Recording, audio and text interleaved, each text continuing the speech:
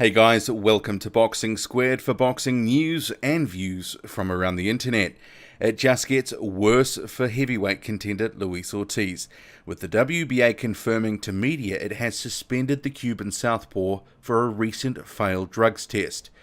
The 38-year-old failed a VADA test in the lead-up to a scheduled fight with WBC champion Deontay Wilder.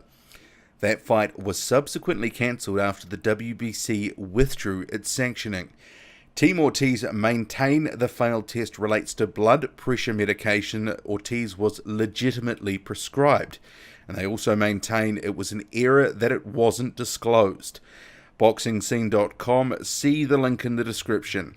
It reports as a result of their partnership with VADA, WBA President Gilbert Mendoza informed Boxing Scene that his organization is recognizing Ortiz's failed test for the Wilder fight.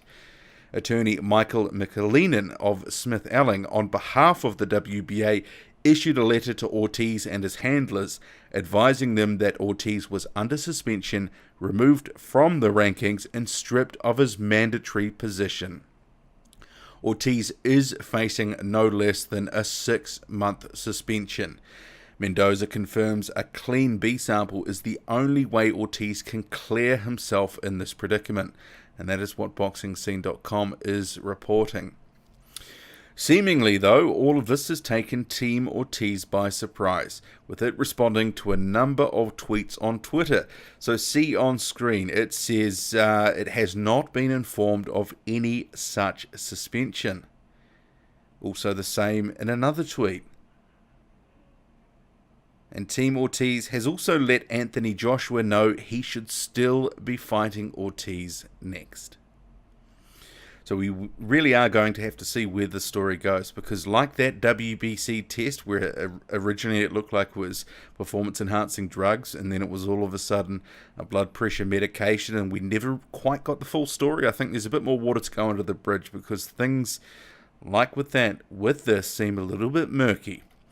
Meanwhile, Anthony Joshua's promoter Eddie Hearn is signalling Joshua will come into the fight with Carlos Takam on October 28th, much lighter than he did against Vladimir Klitschko in April. Speaking to IFL TV, see the link in the description, Hearn says Joshua will be about 1 stone lighter than in April when he weighed 250 pounds. So if that's true, he should weigh in somewhere between 235 and 240 pounds.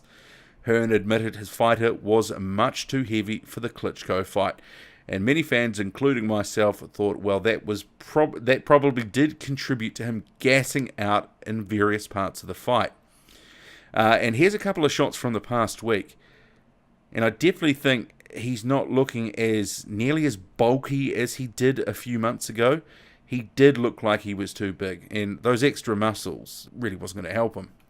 Eddie Hearn has also confirmed Joshua's trainer Rob McCracken is not happy at the prospect of having just 1 week to prepare his charge, given he's meticulous with his preparations. So to quote Hearn on the change of opponent to Carlos Takam, he was having kittens when he found out. So Rob McCracken sounds like he will be furiously putting a plan in place and doing what he needs to do to get Joshua ready.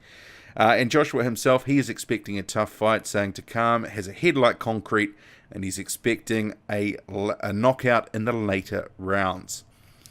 Heavyweight prospect Joyce has started his professional career by beating high-level journeyman Ian Lewison in a relatively dominant performance, scoring a TKO in the 8th round. Joyce controlled much of the action, and Lewison, he was looking to land big punches in the early rounds. But as the fight wore on, Joyce piled on the pressure to an out of sorts and seemingly out of shape Lewison, who was throwing less and less as the fight wore on. So throughout, Joyce was pumping his jab relatively effectively, and in the 8th he landed some big shots, hurt Lewison, and the towel was eventually thrown in. It was one of those fights where it was hard to get a complete read and gauge on Joyce, but he's definitely got some good tools to work with, and that was a quality first professional fight. So no cherry picking for Joyce straight out of the gate. That's a good guy to have in your record. So he moves on now, has a record of 1-0. But I would say, and there were some people who were saying this online as well, Joyce probably looks a little bit limited in some departments, though. Maybe a little slow, maybe a little plodding. We'll have to see how he sort of shakes down going forward. David Price's comeback fight is now set for December. Pricey was due to make a ring return recently after 6 months off, but suffered a hand injury in training.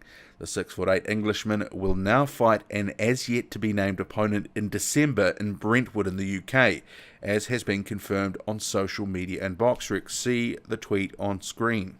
Price's last fight was a stoppage loss to Christian Hammer, in which he gassed badly and was unable to defend himself by the end. Prospect Junior Farr also has a fight scheduled according to BoxRec. The 12-0 New Zealander is set to face unbeaten American Fred Latham in a step-up fight in Cleveland next month. Latham has 9 wins and 2 draws. And just on someone else who did apparently have a fight scheduled according to BoxRec is Lucas Brown.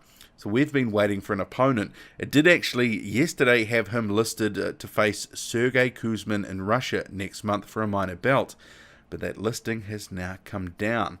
Curious indeed. So I have reached out to both Junior Farr and Lucas Brown for comments, so not sure what's happening on the Brown front there. That's it from me. Drop a comment, hit like, hit subscribe, follow me on Twitter, boxing_squared. That's boxing_squared. I'm out.